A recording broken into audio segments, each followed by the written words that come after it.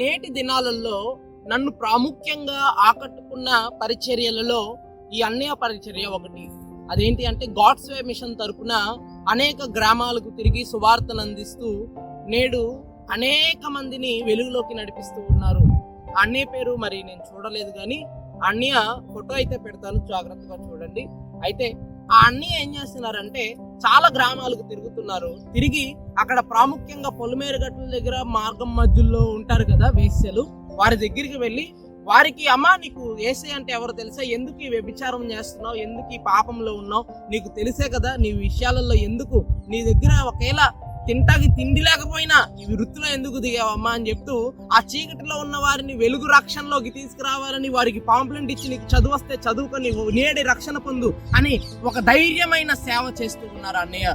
నాకు ఎంతగానో ఆదర్శం కలగజేసింది, నన్ను ఎంతగానో స్పోర్టివ్ గా ఒక మార్గదర్శిగా మారింది. అయితే ఈ రోజున జాగ్రత్తగా ఆలోచించండి ప్రియ సహోదరులారా, నేటి దినాలలో సేవ ఏ విధంగా జరుగుతుందంటే ఒక గ్రామానికి ఎవరైనా సువార్తకు వెళ్తే అక్కడ ఉన్న తెలిసిన వ్యక్తులకి, తెలిసిన క్రైస్తవులకి, అక్కడ ఉన్న ప్రతి ఒక్క క్రైస్తవ కుటుంబానికి పాంప్లెట్లు ఇచ్చి అమ్మాయి ఇక్కడ చర్చ్ పెడుతున్నాము, ఇక్కడ సేవ చేస్తున్నాము, మీరందరూ కలిసి రావాలి, మీరందరూ రండి, నన్ను సపోర్ట్ చేయండి అని అందరూ కూడా ఏం చేస్తామంటే పాంప్లెట్లు ఇచ్చి పాంప్లెట్లు పంచిపెట్టి అందరికీ కూడా పిలుస్తూ ఉంటాం. కానీ అన్ని పరిచర్య వేరే విధంగా ఉంది.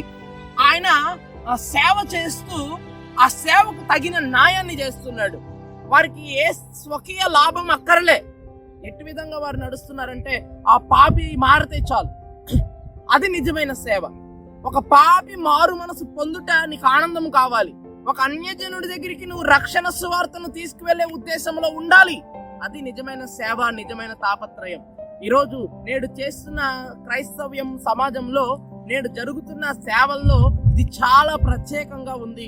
నేడు విమర్శలు అనేకమైన అన్ని మీదకి వస్తున్నా సరే, కానీ అందరూ కూడా వీరిని చాలా విమర్శల్లోకి తీసుకువెళ్తున్నా గానీ దేవుడు వీరి పట్ల కదులుతూ ఉన్నాడు.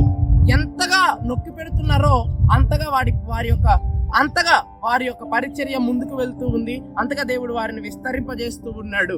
అయితే నేను ఒక మాట చెప్తున్నాను, ఏంటో తెలుసా ప్రియ దేవుని బిడ్డలారా, మీరందరూ కూడా ఆయనకి సపోర్ట్ గా ఉండి ఆయన చేస్తున్న విధంగానే మనం కూడా ఏం చేయాలా, ఆయన త్రోవల్లో నడిచే వారిగా ఉండాలి. ఆయన చూడగానే నాకు యేసన్న గారి లాంటి సేవ గుర్తొచ్చింది. మళ్ళా ఆయన కూడా తిండి గురించి పట్టించుకోలా, దాహం గురించి పట్టించుకోలా.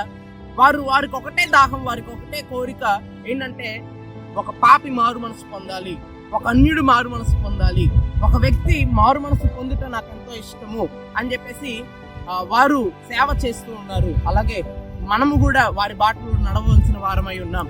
కనుక ఈ మాటలు గమనించి మీరు విమర్శ చేయటం కాదు, విమర్శలన్నీ పక్కన పెట్టి వానికి సపోర్ట్ గా నిలవాలని ప్రభు పేరిట నేను విజ్ఞప్తి చేస్తూ ఉన్నాను. మిమ్మల్ని మనస్పూర్వకంగా కోరుకుంటూ ఉన్నాను. అలాగే అన్నయ్య సేవ కూడా విస్తరించాలని, ఆయన సేవ పరిచర్య అనేకమైన చోట్ల వ్యాపించాలని ప్రభు పేరిట ఎంతగానో ఆశపడుతూ కోరుకుంటూ ఉన్నాను. ఎందుకంటే నిజమైన సేవ జరగటము ఈ యొక్క క్రైస్తవ్యంలో, ఈ ఆంధ్రప్రదేశ్ లో కావాలి. ఈ యొక్క తూర్పు గోదావరి జిల్లాల్లో ఇటువంటి సేవ జరగాల. ఎందుకంటే క్రైస్తవులు ఉన్నారు, చెప్పుకోవడానికి చాలా మంది సేవకులు ఉన్నారు, కానీ చెప్పుకోవడానికి చాలా మంది క్రైస్తవులు ఉన్నారు, కానీ వారు సేవలో ఏ విధంగా ఉపయోగపడరు. వారు దేనికి పనికిరాని వ్యక్తులుగా పైకి భక్తిగా ఉంటున్నారు, కానీ దాని శక్తిని ఆశ్రయించిన వారిగా వెలుగులో నడిపించాలనే అనేక మందికి, అందరికి స్వార్థ చెప్పాలనే తాపత్రయం ఉంటుంది, కానీ ఎవరు చెప్పరు. ఎందుకంటే బద్ధకము, స్వార్థము అనేకమైనవి అడ్డుపడుతూ ఉంటాయి. కాబట్టి ఆ అన్నయ్య చేస్తున్న సేవను గుర్తించండి. ఈ నేటి దినాలలో చాలా మంది చాలా విధాలుగా సేవలు చేస్తున్నారు. వారందరినీ గుర్తించి మీరు కూడా వారి వెంట ఉండి నడవాలా, దేవుని సేవ జరగాల. ఇది మనము వారిని సపోర్ట్ చేయటం కాదు, వారిని ప్రమోట్ చేయటం కాదు.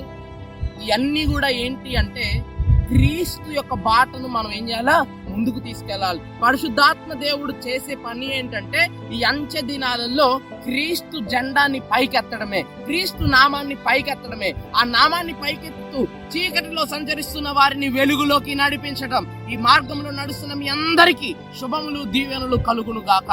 అన్ని పరిచర్య అభివృద్ధి పడును గాక. యేసు నామములో అడుగుతున్నాం తండ్రి, ఆమేన్.